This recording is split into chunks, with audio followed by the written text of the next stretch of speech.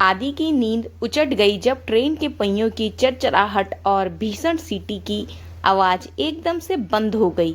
उसने अपनी आंखें मली और खिड़की से बाहर झांका। अंधेरा था, बस एक धुंधली सी लाइट कहीं दूर टिमटिमा रही थी। ट्रेन पूरी तरह से रुक चुकी थी। क्या हुआ? क्यों रुकी है ट्रेन? उसके सामने वाली सीट पर बैठा एक बुजुर्ग आदमी चिंतित स्वर में बोला, शायद कोई सिग्नल है, जल्दी ही चल पड़ेगी, आदि ने कहा। हालांकि उसके मन में भी एक अजीब सी बेचैनी घर कर रही थी। वह दिल्ली से देहरादून जा रहा था। रात के करीब 1:30 बजे थे। उसे लगा था कि अगले 1 घंटे में हरिद्वार पहुंच जाएंगे, लेकिन यह अनजान जगह। कुछ देर इंतजार के बाद जब ट्रेन नहीं चली तो यात्रियों में हलचल बढ़ने लगी। कुछ टीटी को ढूंढने के लिए बाहर निकले। आदि भी बेचैन हो उठा। उसने अपना बैग संभाला और डिब्बे के दरवाजे पर जाकर झांका। बाहर सन्नाटा था। ठंडी हवा चल रही थी जो उसकी गर्दन के रोंगटे खड़े कर दे रही थी। वह जिस स्टेशन पर खड़ी थी, आदि ने अपने आप से कहा, स्टेशन बिल्कुल सुनसान था। कोई चहल पहल नहीं, कोई कुल्ली कूली नहीं, कोई चाय वाला नहीं। सिर्फ एक लालटेन एक खंबे पर टंगी हुई थी जो हवा के झोंकों से हिल रही थी और उसकी रोशनी जमीन पर एक डरावना सा नाच नाच रही थी। तभी उसने देखा कि प्लेटफॉर्म नंबर 1 पर एक अजीब सी आकृति खड़ी है। ऐसा लग रहा था जैसे कोई आदमी है, लेकिन बहुत ही अजीब था। उसके सिर एक तरफ को झुका हुआ था, मानो गर्दन टूट गई हो। आदि की नजरें उससे हट नहीं रही थीं। अचानक वह आकृति हिली। उसने एक झटके के साथ अपना सिर सीधा किया, जैसे कोई पुरानी गुड़िया, और फिर वह आकृति धीरे धीरे ट्रेन की ओर चल पड़ी। आदि की सांसें तेज हो गई। उसने पीछे मुड़कर देखा। बाकी यात्री भी अब डब्बे से उतरने लगे थे, शिकायतें करते हुए। यह कौन सा स्टेशन है? टीटीई कहा है। मोबाइल में तो नेटवर्क ही नहीं आ रहा था। आदि ने फिर उस आकृति की ओर देखा जो अब करीब आ रही थी। रोशनी में उसका चेहरा दिखाई दिया। वह एक बूढ़ा आदमी था, लेकिन उसकी आंखों में कोई चमक नहीं थी। वह पूरी तरह से सफेद और खाली थी। उसके चेहरे पर एक अभिव्यक्ति थी, एक गहरी शांत निराशा। वह आदमी ट्रेन के इंजन के पास पहुंचा और बिन किसी से कुछ कहे वह खड़ा हो गया, सिर्फ खाली आंखों में यात्रियों को देखता रहा। तभी ट्रेन के इंजन ड्राइवर का कैबिन का दरवाज़ा खुला और ड्राइवर बाहर निकला। उसके चेहरे पर भय के साथ साथ क्रोध भी था। यह कौन रोकने को कहता है? उसने गुस्से में चिल्लाते हुए उस बूढ़े की ओर देखा। बूढ़े आदमी ने अपना सिर धीरे धीरे ड्राइवर की ओर घुमाया।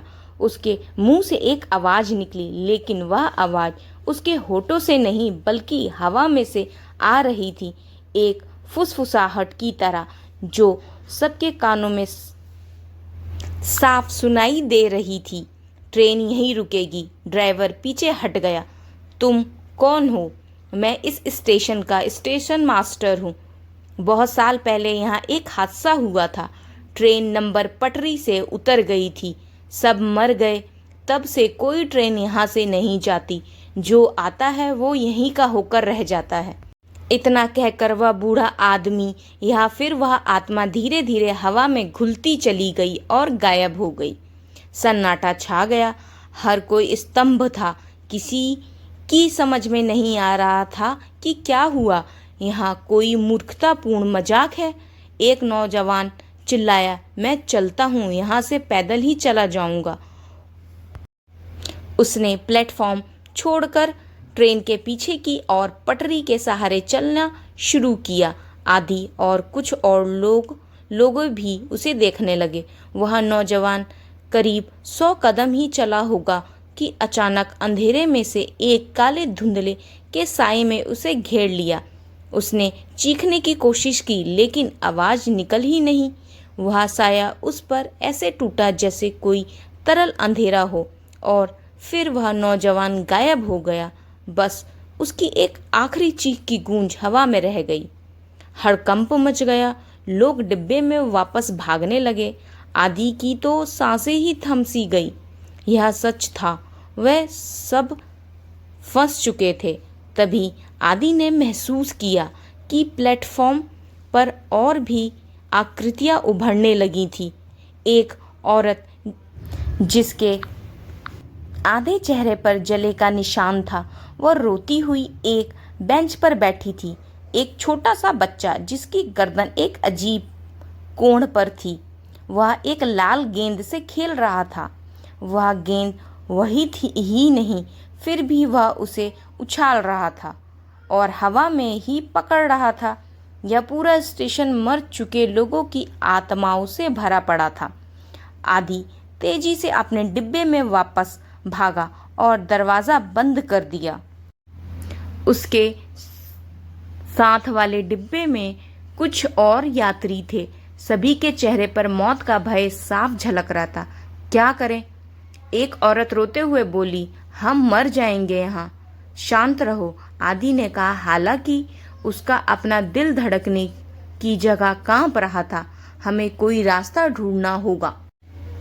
उसने खिड़की से बाहर झांका। वह औरत अब बेंच पर नहीं थी। वह अब डब्बे के बाहर खिड़की के सामने खड़ी थी। अपनी खाली सफ़ेद आंखों से अंदर देख रही थी।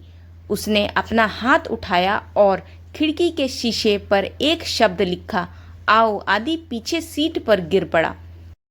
रात बीतती गई, कोई भी सो नहीं पा रहा था। आत्माएं धीरे धीरे डिब्बों के इर्द गिर्द घूमती रहीं। कभी कोई खिड़की पर दस्तक देता, कभी कोई दरवाजा खोलने की कोशिश करता। हवा में फुसफुसाहटें गूंजती रहीं, दर्द भरी रोने जैसी आवाजें।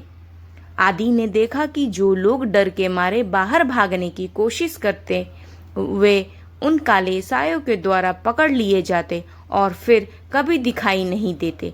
वे सब धीरे धीरे इस भूतिया स्टेशन का हिस्सा बनते जा रहे थे। सुबह होने में अभी आधा घंटा पड़ा था।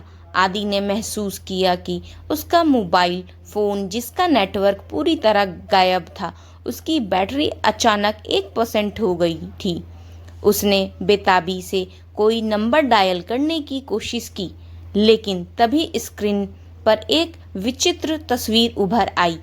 एक पुरानी काले सफ़ेद तस्वीर जिसमें एक ट्रेन पलटी हुई थी और लोगों के शव इधर उधर बिखरे पड़े थे। और उस तस्वीर में वही बूढ़ा स्टेशन मास्टर खड़ा था, टूटी हुई गर्दन के साथ सीधे कैमरे की ओर देख रहा था। आदि का फोन बंद हो गया। थकान और भय के मारे आदि की आंखें बंद होने लगी। तभी उसे एक आवाज सुनाई दी, एक बच्चे के रोने की आवाज। वह आवाज उसके डिब्बे के अंदर से आ रही थी। उसने आंखें खोली। वह छोटा बच्चा जो गेंद के साथ खेल रहा था, अब उसकी सीट के ठीक सामने खड़ा था।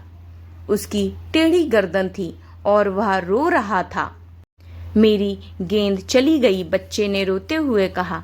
उसकी आवाज हवा में कंपन कर रही थी। क्या तुम मेरी गेंद ढूंढोगे? आदि कांप उठा। वह कुछ बोल नहीं पा रहा था। बच्चे ने अपना हाथ बढ़ाया। उसकी उंगलियां नीली और सड़ी हुई लग रही थी। लो, यहाँ रही मेरी गेंद। आदि की नज़र उसके खाली हाथ पर थी, लेकिन अचानक उसे लगा जैसे उसने एक ठोस गीली गेंद महसूस की। उसने देखा अब उसकी अपनी हथेली पर खून जैसा कुछ लगा हुआ था।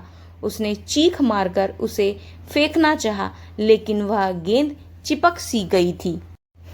बच्चा हंसने लगा, एक भयानक बेसुरा हंसी जो उसके मुंह से नहीं बल्कि पूरे डिब्बे से आ रही थी। अब तुम भी खेलोगे हमारे साथ हमेशा के लिए। आदि ने अपनी आंखें बंद कर ली और दुआएं करने लगा। वह जानता था कि अगर सुबह नहीं हुई तो वह भी इन्हीं में से एक हो जाएगा। घंटों बाद आखिरकार आसमान में हल्की लालिमा दिखाई देने लगी। सुबह हो रही थी। जैसे जैसे पहली किरण फूटी, बाहर आकृतियां धुंधली पड़ने लगी। उनकी फुसफुसाहटें धीमी हुई और वह गायब होती चली गई। अचानक ट्रेन के इंजन ने एक जोरदार झटका दिया। अब सीटी बजाई। आदि ने खिड़की से बाहर देखा। स्टेशन का बोर्ड अब वहां नहीं था। उसकी जगह एक टूटा फूटा उजड़ा पड़ा स्टेशन था, जिसके बोर्ड पर जंग लगा हुआ था और वहां कोई नाम पढ़ना मुश्किल था। ट्रेन धीरे धीरे चल पड़ी। डिब्बे में मौजूद बचे कुछ यात्री, जिनकी संख्या अब आधी से भी कम रह गई थी, राहत की सांसें लेते हुए एक दूसरे को देख रहे थे। सबके चेहरे पर जाने क्या क्या देखने का सदमा था। जैसे ही ट्रेन उस उजड़ स्टेशन से आगे बढ़ी, आदि ने पीछे मुड़कर देखा। उस टूटे हुए प्लेटफॉर्म पर धुंध में वह बूढ़ा स्टेशन मास्टर खड़ा था। उसने अपना हाथ हिलाया, एक विदाई का इशारा जो एक वादे जैसा लग रहा था, फिर मिलेंगे। और फिर उसकी टूटी हुई गर्दन वाली आकृति हवा में धुंध गई। आदि ने अपना सिर हिलाया और सीट पर गहरी सांस ली। उसकी हथेली पर, जहां उस बच्चे ने गेंद दी थी, एक नीला काला निशान पड़ा हुआ था, जैसे कोई जलने का निशान।